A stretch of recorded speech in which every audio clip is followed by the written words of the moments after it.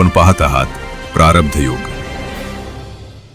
पालघर जिल्ह्यातील 102 रुग्णवाहिका चालकांवर लादण्यात आलेली 24 तासांची ड्युटी रद्द करावी, तसेच हक्काचे वेतन आणि निश्चित कामाचे तास लागू करावेत या प्रमुख मागण्यांसाठी भूमिपुत्र एल्गार संघटनेच्या नेतृत्वाखाली पालघर जिल्हा परिषद कार्यालयासमोर जोरदार आंदोलन करण्यात आलं। जागतिक कुटुंब दिनाचे औचित्य साधत शेकडो चालक आपल्या पत्नी आणि मुलांसह या घड्याळ आंदोलनात सहभागी झाले होते। 24 तासांची गुलामी नको, कामाचे तास निश्चित करा अशा घोषणांनी संपूर्ण परिसर दणाणून गेला होता।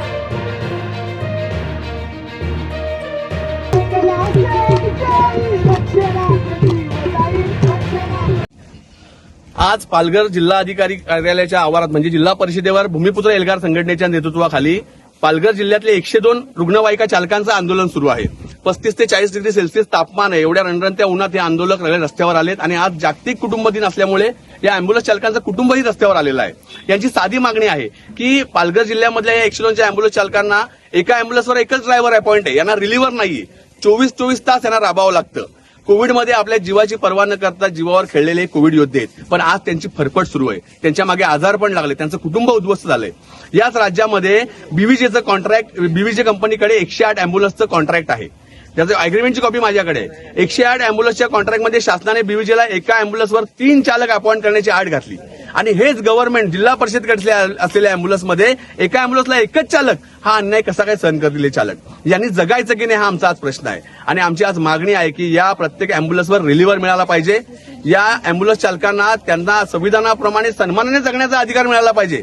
आज ते कुत्र्यासारखं आयुष्य जगत आहेत, त्यांची फरफट केली जात आहे, त्यांचा मानसिक छळ जिल्हा आरोग्य अधिकारी आणि प्रशासनाकडे केला जात आहे। याचा निषेध करण्यासाठी आम्ही आज आलो इथे।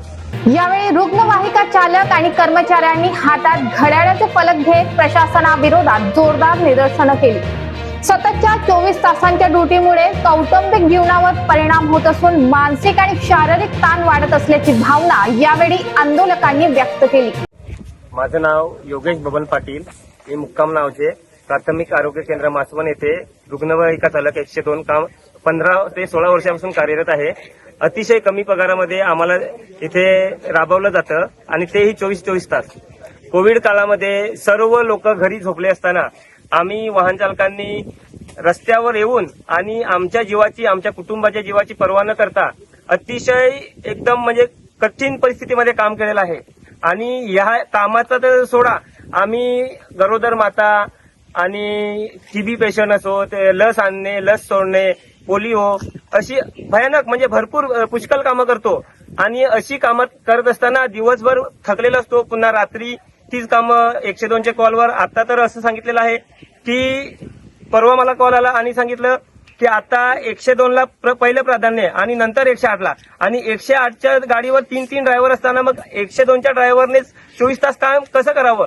आणि ह्याच्यामुळे आता तुम्ही जरी समोर बघत असतील तर माझे डोळे बघा कसे, 24 तास काम करून दिवसा 4 पेशंट, रात्री 4 पेशंट कसं काम करणार? ह्यामुळे अतिशय म्हणजे खराब परिस्थितीमध्ये काम करत असताना घरच्या मुलांना वेळ देता येत नाही, बायकोला वेळ देता येत नाही। मग अशा परिस्थितीत माझ्या वाहन चालक बंधूंनी कसं काम करावं? शासनाने आमची दखल घ्यावी।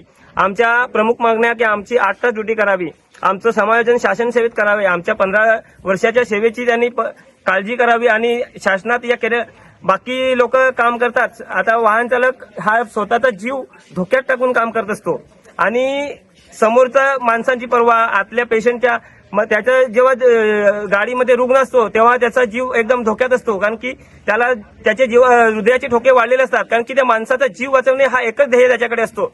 आणि अशा परिस्थितीत आम्ही काम करत असताना शासन आमचं थोडीही दखल घेत नाही। आम्हाला आता जेव्हा मोर्चा आणला आम्हाला एकदम लकलकत्या उन्हामध्ये बसवलं गेलं, पुन्हा कोणीही अधिकारी इकडे भेटीला आले नाही। म्हणजे आम्ही शासनाची सेवा, देशाची सेवा करतो। जे देश सेवा करतात त्यांचं नाव मोठ्या मानाने घेतलं जातं, मग रुग्णसेविका वाहन चालकाचं नाव का मोठ्या मानाने घेतलं जात नाही? हा मला रोज पडणारा प्रश्न आहे आणि हे मी सरकारला, शासनाला, मायबापला विचारतो आणि आमची दखल घ्यावी हीच विनंती करतो। दरम्यान आंदोलनाच्या सुरुवातीलाच प्रशासनाने आंदोलकांना जिल्हा परिषद कार्यालयाच्या प्रांगणात प्रवेश नाकारल्याने काही काळ वातावरण तणावपूर्ण बनलं होतं। मात्र पोलीस प्रशासनाने समंजस भूमिका घेत आंदोलकांच्या भावना समजून घेतल्या आणि प्रशासनाशी समन्वय साधत आंदोलकांना प्रवेश मिळवून दिला. माझे नाव श्री सचिन प्रमोद ठाकरे. प्राथमिक आरोग्य केंद्र तलवाडा अंतर्गत प्राथमिक पथक तलावली इथं मी कार्यरत आहे. 102 रुग्णवाहिका रुग्णांची सेवा करत असताना आमच्या ड्युटीचे निश्चित तास नाही. आम्हाला 24 तास राबावं लागतं आणि आम्हाला हा कायदा काहीच नव्हता. फक्त आम्हाला आरोग्य विभाग माहीत होता 24/7.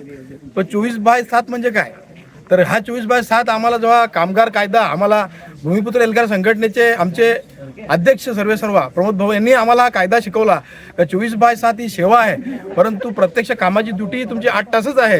किंवा 108 ड्युटी जी गाडी आहे ॲम्ब्युलन्स त्या 108ला 3 ड्रायव्हर आहेत, म्हणजे 8 8 8 8 त्रिक 24. त्याप्रमाणे या गाडीला पण 3 ड्रायव्हरची मागणी सरकारकडे आहे. मग तुम्ही 102 वर 24 तास कसं काय राबता. हा कायदा आम्हाला नंतर माहीत झाल्यानंतर आम्ही संघटित झालो आणि भाऊंच्या माध्यमातून आम्ही आज इथे जिल्हा परिषदेवर धडक घड्याळ मोर्चाचं आंदोलन केलं. पण घड्याळ मोर्चाचं आंदोलन केल्यानंतर इथले स्थानिक जिल्हा आरोग्य अधिकारी आणि मुख्य कार्यकारी यांना पत्र देऊन सुद्धा आणि सदर मोर्चाच्या पत्राचं मान्य जिल्हा अधिकारी मॅडम यांनी सूचना देऊन सुद्धा त्यांनी जाणून बुजून दुर्लक्ष करून त्या आपल्या कार्यालयापासून लांब राहिले आहेत.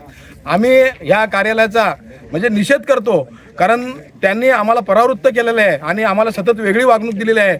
आमच्यात काही वाहन चालकांना कामावरून काढण्याची धमकी देत आहेत. पण मी त्यांना सांगू इच्छितो की कुठल्याही आमच्या कामगारावर तुम्ही अन्याय करून दाखवा आणि त्याचे परिणाम काय होतील ते आम्ही तुम्हाला आमच्या संघटनेच्या माध्यमातून दाखवून देऊ.